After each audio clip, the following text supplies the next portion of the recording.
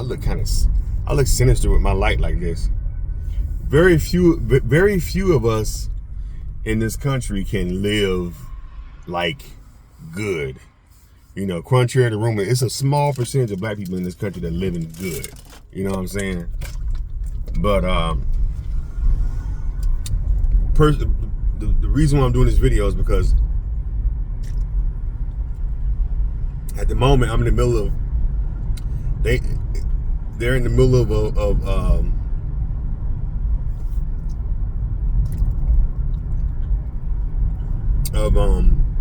renovating my apartment.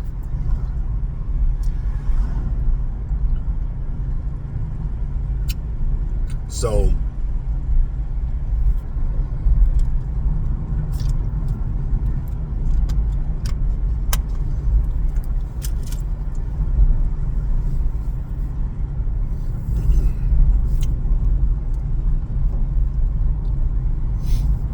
being in the middle of renovating my apartment,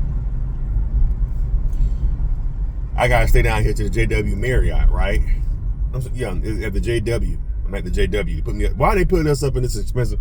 They had to pay for the hotel, and they said I need a debit card to be on hold, and they put the debit card on hold. But the motherfucker turned around and charged my card $170. So that money needs to go back onto the other, onto the new card. It can't go. It's not on my card. It's supposed to be on her card. And I want to, I'm getting overdraft fees. There's no money in that account. I just, I put that money on that card just to hold it. I got different debit cards, but that particular card, my other debit card I didn't have on me. I had my old one. But they charging. I'm like, so how much y'all charge? How much for? It's some service fee. So you already paying $200-300 for a room a night, and you got to pay $120 a night for service fees. Just some miscellaneous shit. They can just get money out your ass. And I was thinking to myself, reason why the JW Marriott and all these different hotels are very expensive and it's all hoity-toity, and like places like what's that one the Waldorf Astoria, all these 4-star hotels, full $500 a night and shit to get a room there. And then on top of that, so you paying $300. I think JW is $350. So you're looking at paying about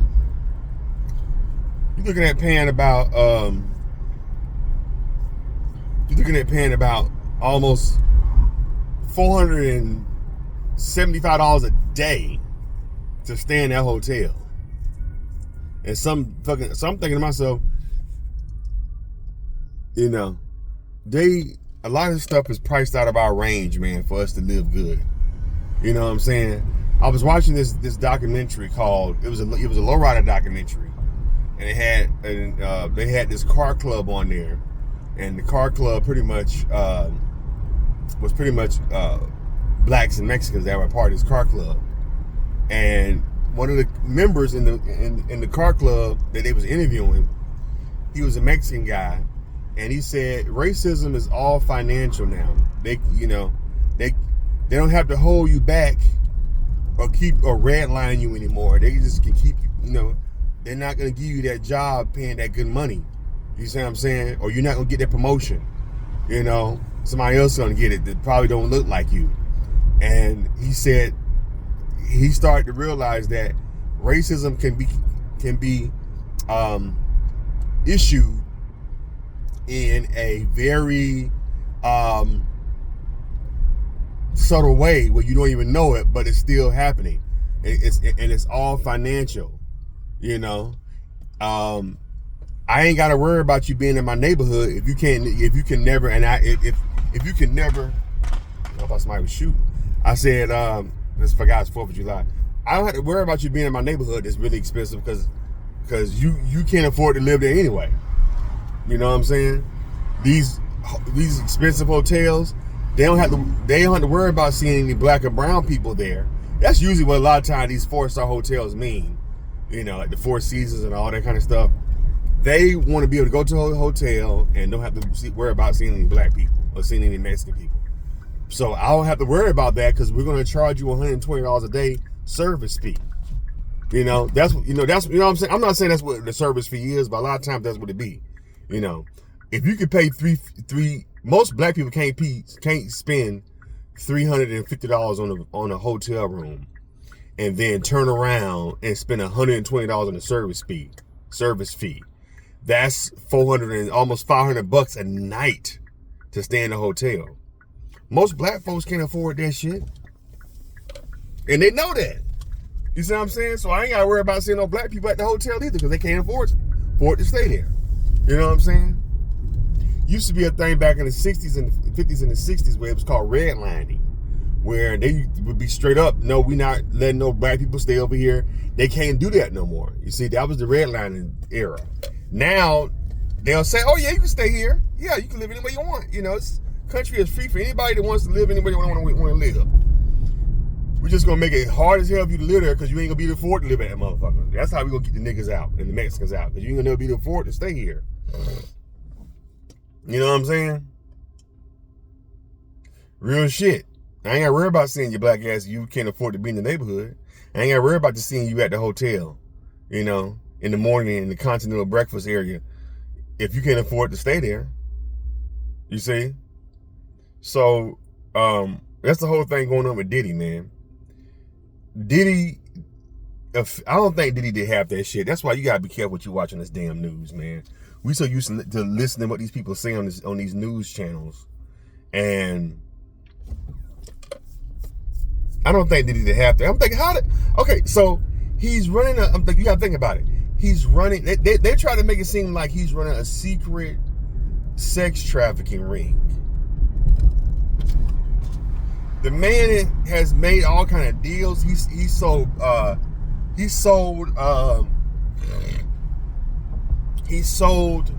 his Sean John clothing line.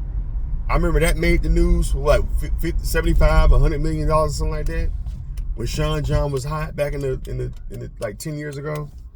He sold his steak when Ciroc got big, when everybody was drinking Ciroc. He sold that and made a shitload of money.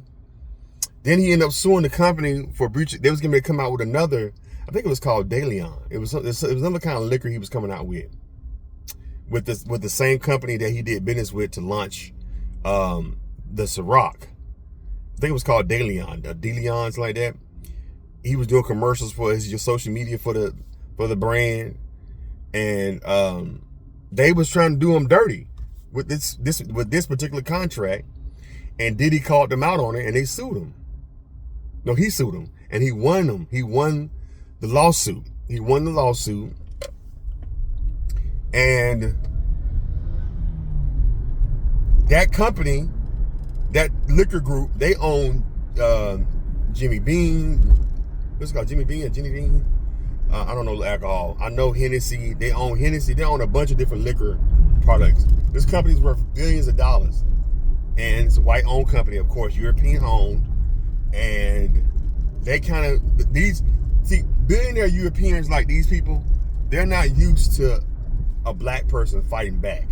They're used to their black people being subservient, you know, kind of bowing down to them, kind of licking their ass, you know what I'm saying?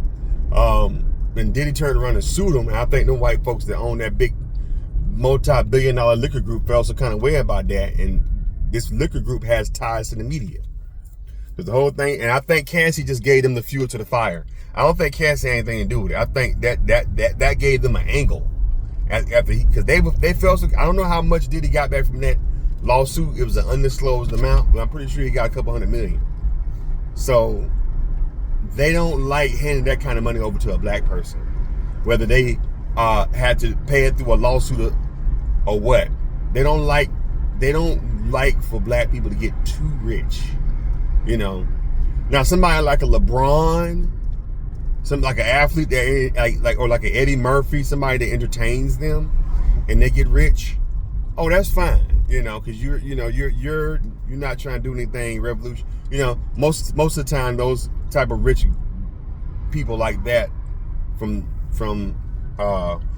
LeBron to Eddie Murphy, they don't want to rock the boat and stir up any controversy to fuck around and mess up they little millions they making with the white folks. So they know that they're not gonna do anything stupid.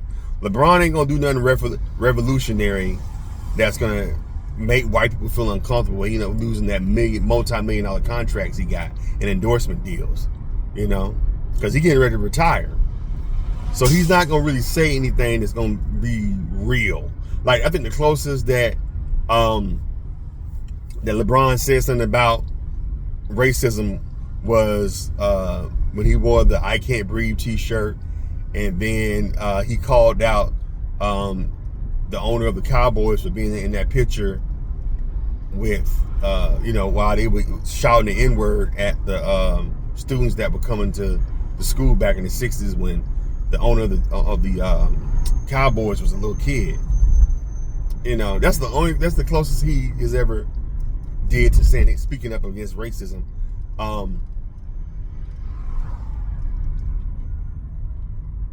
Which makes me believe that he don't want to rock the boat. Michael Jordan, like they're in good with white folks. White folks is, you know, I hate to call it, I'm not saying house, I don't want to call LeBron a house nigga, but for the most part, most black people who have good jobs with white people, the ones that they feel comfortable with, that they bring in, a lot of times those black folks ain't trying to fight for no justice. They good. They got a good pension. They can bring in a good salary.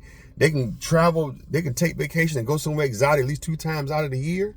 Most black folks ain't never even left their city, let alone travel the world and go to Paris and shit.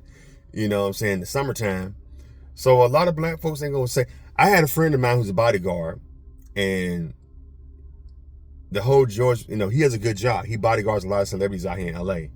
And I'm not gonna put his name out there, but I had put up something about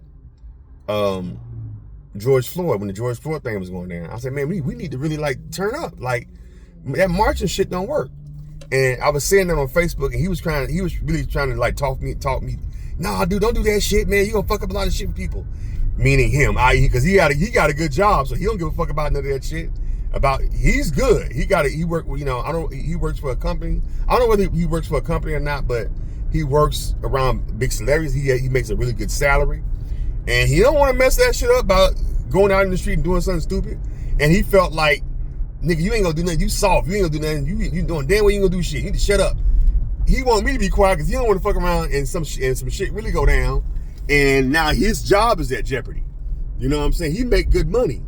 You know, and that's happened before. It's that one house Negro that has a good job. He was the one out of millions of black folks that applied for that particular job. But this is the one that the white folks that own this company felt comfortable with.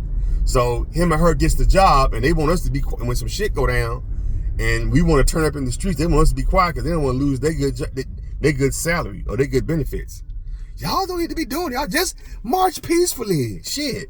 I don't want to lose my job. That's how a lot of black women be. March peacefully. You know, when you know damn well that shit don't fucking work.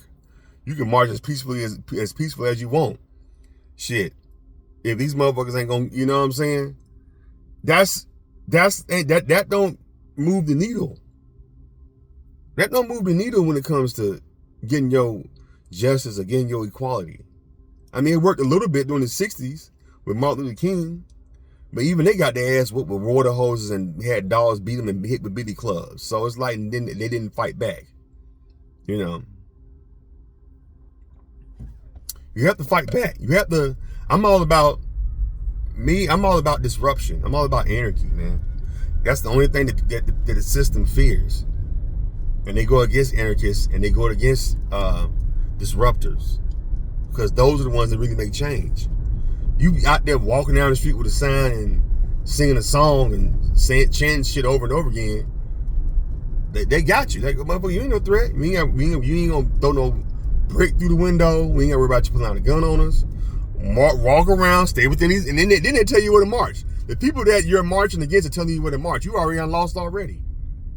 They're telling you where to march. You already done lost. Your enemy is telling you where you want to come against me. Well, you do this time. Motherfucker, you done lost. The way you win that battle was like, okay, no, fuck you. These are the times you say we gonna protest. We gonna protest outside those times. That's when you fight back. That's disruption. That's anarchy.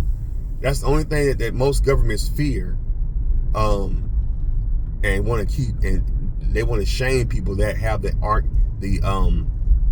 anarchist disruptor mindset. because that fucks up their money.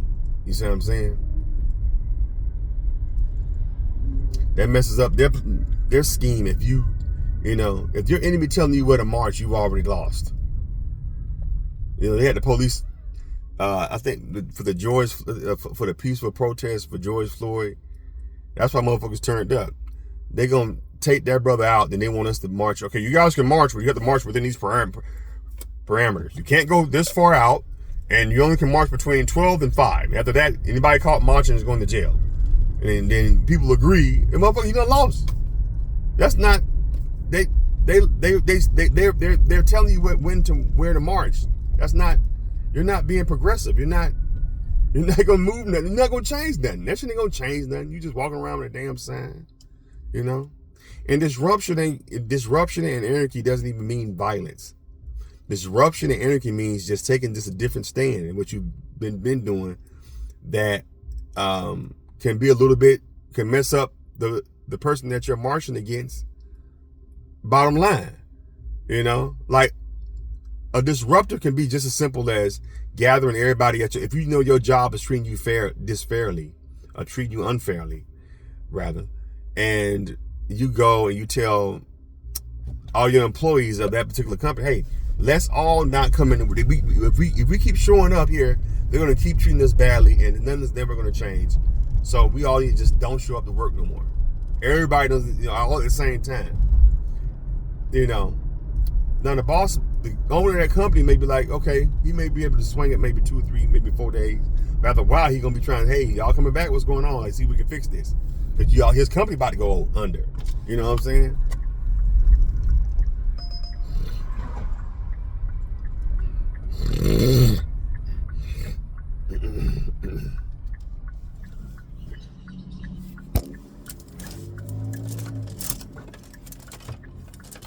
These things hanging on.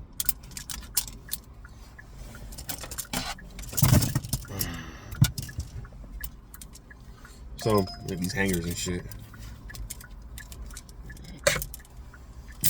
Now the motherfucker want to start ringing. I think I was in a bad area. I'm out here making a little money, but I don't know. I just want to just let off on the rants, man. Racism is all about finances now. If you can control the money, you control the people. You can decide where they're going to live by not giving them you know what I'm saying? I done had plenty of jobs where paid good money. Motherfuckers, and then I didn't get the job. You know what I'm saying? Because they're not going to pay me to make good money. So guess what? Because check this out. If they pay me good money if they pay me good money to work for their company, and I live in the hood, once I start getting them good checks, guess where I'm gonna end up living? They afraid I'm gonna end up living where they live at. So guess what? We ain't gonna pay you this good money. We're gonna pay you this little security guard money. Where we know you ain't gonna never be able to come up. You're gonna be living in the hood your whole life. You know what I'm saying? With this little, chump change we paying you. You know what I'm saying?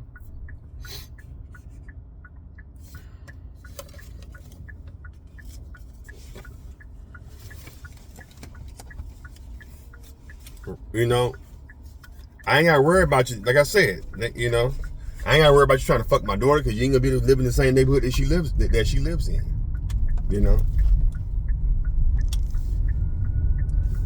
Anyway, y'all, subscribe to I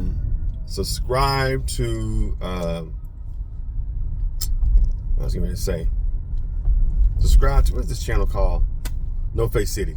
Yeah, subscribe to the channel.